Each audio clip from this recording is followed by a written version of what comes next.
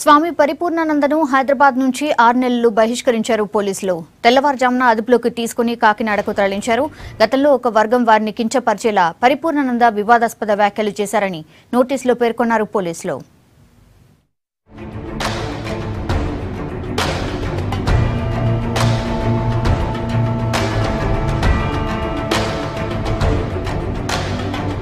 శాంతి భద్రతలకు భంగం కలిగిస్తున్నారంటూ మొన్న సినీ విమర్శకుడు కత్తి మహేష్ ను హైదరాబాద్ నుంచి 6 నెలలు బహిష్కరించిన సిటీ పోలీసులు ఇప్పుడు స్వామి పరిపూర్ణానంద పైన బహిష్కరణ వేటు వేశారు. 6 నెలలు నగరం నుంచి బహిష్కరించారు.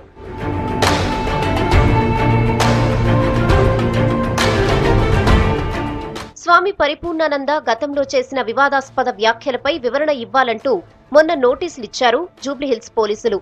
తనకు తానుగా సిటీ నుంచి వెళ్లిపోవాలని ఆదేశించారు సిటీ పోలీస్ కమిషనర్. స్వామీజీ స్పందించకపోవడంతో ఆయన్ను తెల్లవారుజామున 4 గంటలకు అదుపులోకి తీసుకుని ఏపీ కాకినాడలోని శ్రీపీఠానికి తరలించినట్లు తెలుస్తోంది. గతేడాది నవంబర్ 1, 2017లో మెదక్ జిల్లా నారాయణ్ ఖేడ్లో జరిగిన రాష్ట్రీయ హిందూసేన ఆవిర్భావ సభలో ముస్లింలు, క్రైస్తవులకు వ్యతిరేకంగా స్వామీజీ మాట్లాడారని నోటీసులో పేర్కొన్నారు పోలీసులు.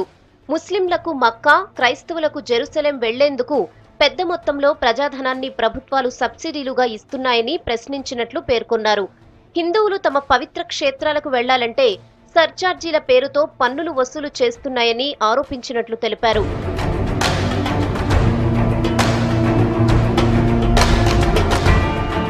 డిసెంబర్ 2, 2017న రామేశ్వరపల్లి గ్రామం కామారెడ్డి జిల్లాలోనూ పరిపూర్ణానంద అభ్యంతరకర వ్యాఖ్యలు చేసినట్లు నోటీసులో పేర్కొన్నారు పోలీసులు. ఈ మీటింగ్లో మీకు నిజాం పాలన కావాలా, ఛత్రపతి శివాజీ పాలన కావాలా అంటూ యువతను రెచ్చగొట్టేలా మాట్లాడారని వివరించారు. మొఘల్ పాలకులు దేశంలోని హిందువులపై ఎన్నో అరాచకాలు, అత్యాచారాలు, లూటీలు చేశారని, అనేక మందిని చంపేశారని స్వామీజీ ఆరోపించినట్లు నోటీసుల్లో పేర్కొన్నారు పోలీసులు. తెలంగాణ భూమిలో రజాకార్లు ఎన్నో ఘోరాలు చేశారని, హిందూ మహిళలపై దమనకాండ కొనసాగించారని అన్నట్లు తెలిపారు. తెలంగాణలో ప్రాంతాలు, పట్టణాల పేర్లు కూడా మార్చాల్సిన అవసరం ఉందని చెప్పడంపై అభ్యంతరాలున్నాయన్నారు.